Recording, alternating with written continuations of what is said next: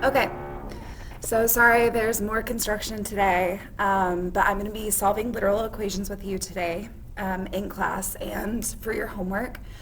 So number one, we were going to solve g equals 6x for x. This time you are not solving for a whole number or a final product at the end. You're getting an equation set up the way you want it, so when we start doing graphs later, you will know how to do so. So on this first one, if you have g equals 6x, solve for x, you're going to treat it just like a normal problem. You want to get x by itself. If that 6 is beside, we divide. The x is by itself, which is what we wanted. G divided by 6, you can't do anything with that, so it just stays like that. So g over 6 equals x. That is your literal equation.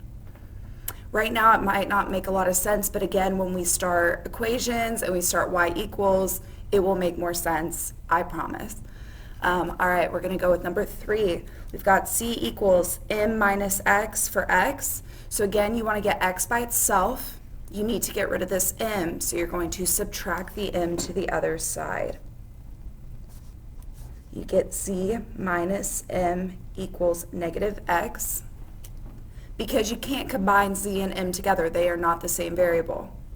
Now, if this negative is beside, it's like a negative 1. You're going to divide by negative 1. When you divide by a negative, the signs are going to flip. So if this is a positive z, it's going to turn into a negative z. If this is a negative m, it's going to turn into a positive m equals x. And that's what you wanted. You wanted x by itself. Okay, we're going to try number 7. U equals k divided by a for a. So I'm going to go ahead and write this here. Sorry, I'm a little congested today. The weather changed. So if it's k divided by a, I have to get a off the bottom. The way I get it off the bottom is by multiplying by a. So it's going to cancel here, and then you get a u equals k. Now, I want to get rid of this u. I want a by itself because I'm solving for a. So if the u is beside, we're going to divide by u. It will cancel here. So we get a equals k over u.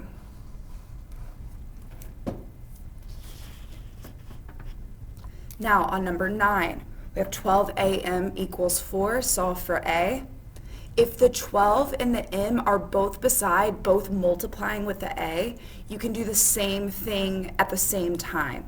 You can divide by 12m on both sides, and it will cancel these two out, which is what we wanted. Now, 4 divided by 12, they can both be reduced. They are both divisible by 4. 4 divided by 4 is 1. 12 divided by 4 is 3. So it's 1/3 m. You do need to reduce in here. You are in algebra. It's not middle school. You do have to reduce every single thing. Every teacher from here on out will count your stuff wrong if you aren't reducing correctly or give you half points. So, especially if you stay in pre-AP. Okay. Last one we're going to do on here, on the video, is number 11. It says AM equals N plus P for A. I want to get A by itself, so I'm going to divide by M. You get A equals. Now, N divided by M is going to stay the same. P divided by M is going to stay the same, so we can just leave it N plus P over M. Because we can't reduce it anymore. If you also wrote A equals N over M plus P over M, that is the exact same thing. This is just the less messy way to write it, but I would accept both answers. That's it for the video.